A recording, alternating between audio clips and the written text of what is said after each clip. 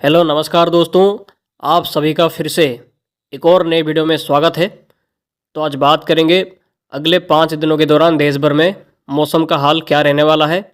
इसके साथ ही अगले 15 दिनों के दौरान पूरे देश भर में मौसमी गतिविधियाँ किस तरह से देखने को मिल सकता है, इसके बारे में भी बात करेंगे।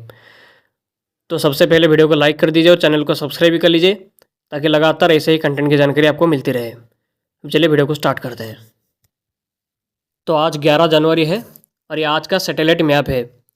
तो पहले दक्षिणी भारत से शुरुआत करेंगे तो यहाँ पे एक साइक्लोनिक सर्कुलेशन को देखा जा सकता है जो कि इंडियन ओशन के इक्वेटर के आसपास में यहाँ पे इस जगह के आसपास में देखा जा सकता है। इसकी वजह से लक्षद्वीप के साथ साथ दक्षिणी भारत के कुछ राज्यों में बारिश हो रही है और ये पिछले 3 से 4 दिनों के अंदर यहाँ पे बारिश लगातार इस सर्कुलेशन की वजह से हो रही थी। खास करके दक्षिणी तमिलनाडु से लेकर दक्षिणी केरला के समय, श्रीलंका के समय और खास करके जो लक्षद्वीप के समय हो रही थी बारिश की गतिविधियाँ। और ये बारिश लगातार अगले 2 दिनों के अंदर यहाँ पे और भी बढ़ सकता है, खास करके लक्षद्वीप के हिस्सों में।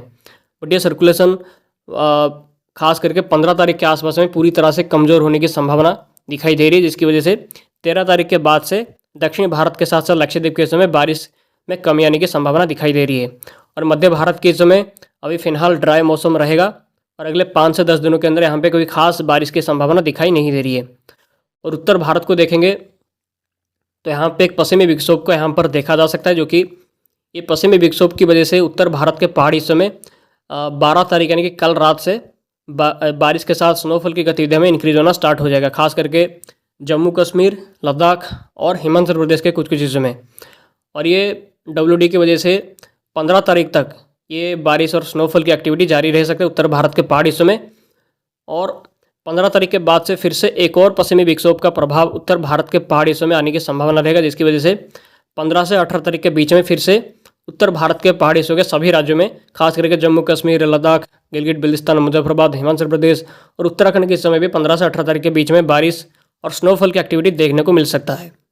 और 11 जनवरी से यानी कि आज से लेकर 16 जनवरी के बीच का मौसम के बारे में बात करेंगे तो डेंस टू वेरी डेंस हो, यानी कि घना से बहुत घना कोहरा जैसा कंडीशन उत्तरी राजस्थान से लेकर पंजाब, हरियाणा, चंडीगढ़, दिल्ली, उत्तर प्रदेश, असम, मेघालय, नागालैंड, मणिपुर, मिजोरम, त्रिपुरा से लेकर सिक्किम के हिस्सों में और जम्मू कश्मीर, हिमाचल प्रदेश से लेकर उत्तराखंड, नॉर्थ मध्य प्रदेश, उड़ीसा, वेस्ट बंगाल, बिहार के हिस्सों में dense to very dense fog यानी कि घना से बहुत घना कोहरा जैसा कंडीशन जारी रहने की संभावना है 13 जनवरी तक। 13 जनवरी के बाद से यहाँ पे थोड़ी सी फॉग कंडीशन में कमी आने की संभावना दिखाई दे रही है।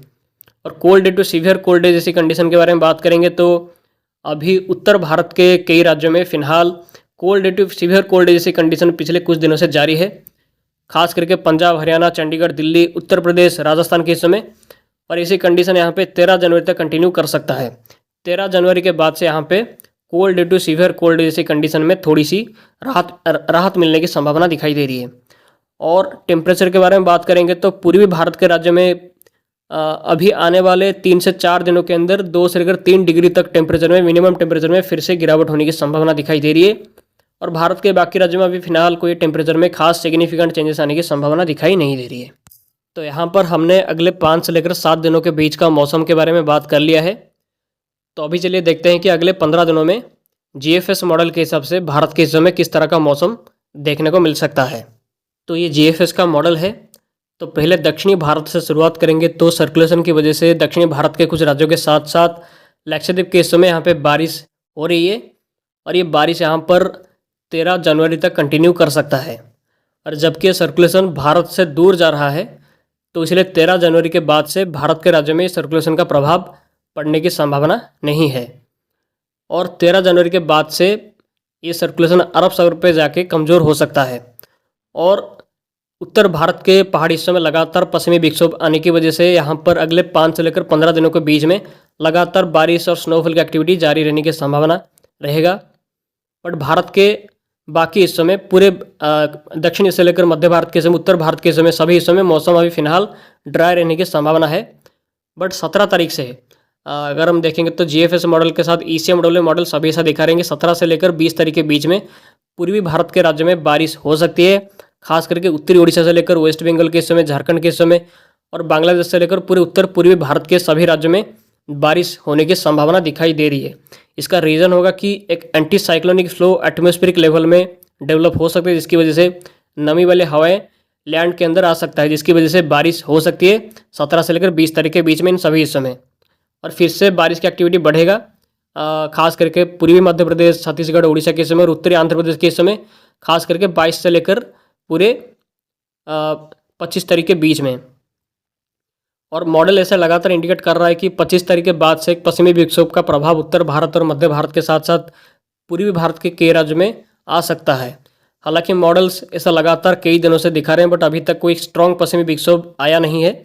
बट ऐसा मॉडल इंडिकेट कर रहा है कि इसकी वजह से अच्छी खासी बारिश हो सकती है। बट आने वाले टाइम पे ये इसके बारे में थोड़ा क्लियर पिक्चर आएगा, तो लगातार मैं आपको इसके बारे में और जानकारी आने वाली वीडियोस पे भी देता रहूँगा। तो इस वीडियो पे इतना ही, फिर मिलते हैं अगले वीडियो पे। आप सभी का बहुत बहुत धन्यवाद वीडियो में आखिर तक बने रहने के लिए। आप सभी का दिन शुभ हो।